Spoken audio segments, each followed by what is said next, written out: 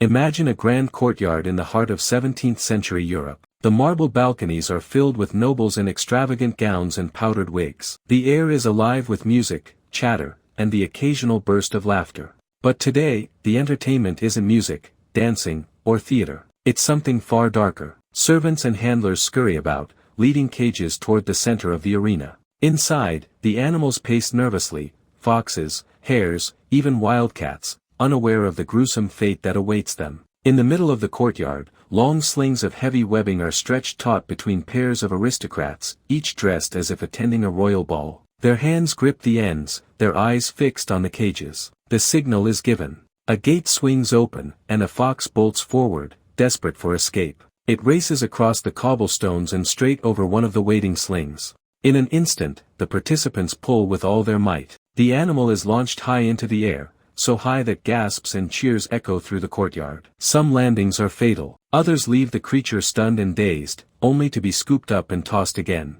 The crowd roars for height, for spectacle, for victory. Nobles compare toss distances like hunters bragging about their prey. Servants hurry to bring more animals into the arena. Today's goal is not sport for sport's sake, it's a competition. Who can send a fox, a hare, or even a wildcat the highest into the air? In Dresden, during one infamous gathering hosted by Augustus II the Strong, the stakes reached their cruel peak. By the day's end, 647 foxes had been hurled skyward. Alongside them, 533 hares, 34 badgers, and 21 wildcats met the same fate. Augustus himself took part, his physical prowess a matter of pride. He was said to hold the sling with just a single finger, a display of both strength and showmanship.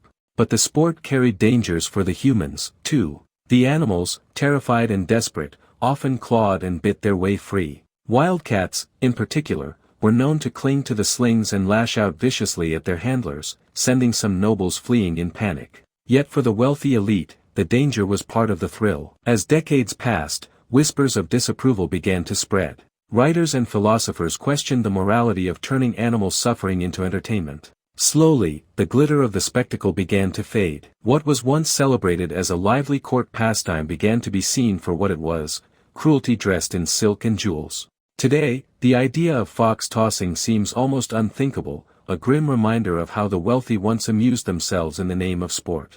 Yet it also reflects a time when power, spectacle, and disregard for life went hand in hand, and when the height of entertainment was measured, quite literally, in the height of a fox's flight. In the heart of 17th and 18th century Europe, the courts of kings and princes were a stage for grandeur, opulence, and excess. Behind the gilded walls and crystal chandeliers, aristocrats constantly sought new ways to outshine one another. Banquets and masquerades were common, hunting was a favorite pastime, and games of skill filled the afternoons. But among these diversions was one pastime so bizarre and cruel that it now seems almost unbelievable: fox tossing. This peculiar and deadly sport, known in German as Fuchsprellen, was both a spectacle and a competition. The rules were simple, though the consequences were anything but. In a grand courtyard, often surrounded by stone walls and lined with balconies, pairs of participants, usually nobles, would take their places. Between them lay a long, wide sling of webbing or cloth. It was designed not to catch or cradle, but the moment the contest began, animals were released into the arena.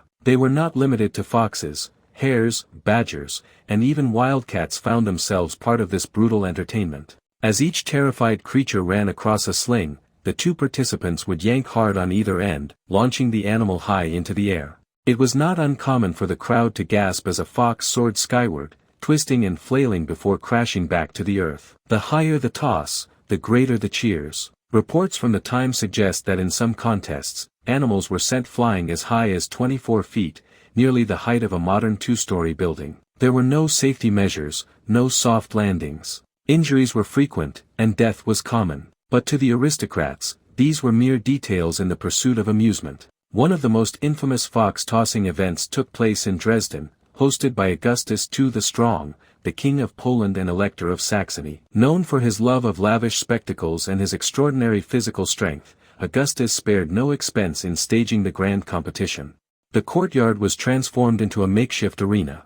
Noblemen and noblewomen alike took up positions, their silks and jewels glimmering in the sunlight. The sound of chatter, laughter, and anticipation filled the air. When the games began, chaos erupted. Servants released cages of animals one after another. The courtyard became a frenzy of fur and movement, foxes darting in panic, hares zigzagging frantically, badgers lumbering in confusion, and wildcats slashing at anything in reach. The participants pulled and yanked their slings, sending the animals flying over and over again. Some of the most powerful tossers became the stars of the event, drawing applause and admiration from their peers. To hurl.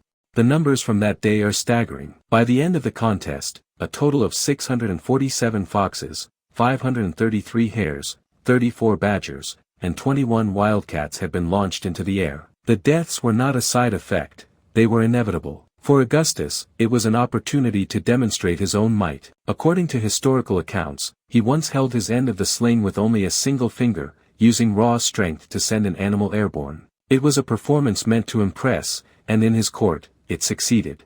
Yet fox tossing was not without risks to the human participants. Terrified animals often fought back before being flung. Wildcats were notorious for clinging to the slings, raking sharp claws across the hands and arms of the nobles. Bites were common, and in rare cases, injuries were severe. Some accounts tell of wildcats leaping toward spectators, scattering them in fear, their silken skirts and feathered hats a blur of motion. For the aristocracy, however, this danger only added to the thrill.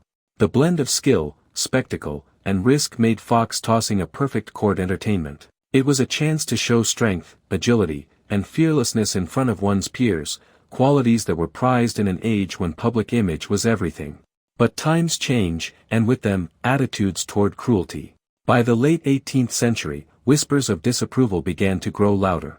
Philosophers, writers, and even members of the nobility began to question the morality of turning suffering into sport. The Enlightenment was spreading across Europe, bringing with it new ideas about compassion, justice, and the treatment of living creatures. Slowly, fox tossing fell out of fashion. The arenas emptied, the slings were put away, and the brutal competitions faded into memory. By the 19th century, the sport had all but disappeared, surviving only in the pages of history books and the occasional shocking anecdote. Today, it serves as a stark reminder of how far society has come in its views on animal welfare, and how easily cruelty can be masked by elegance and spectacle. In the courts of Europe, fox tossing was once a symbol of status and strength. Now, it stands as a cautionary tale about the darker side of human entertainment, where beauty and brutality existed side by side.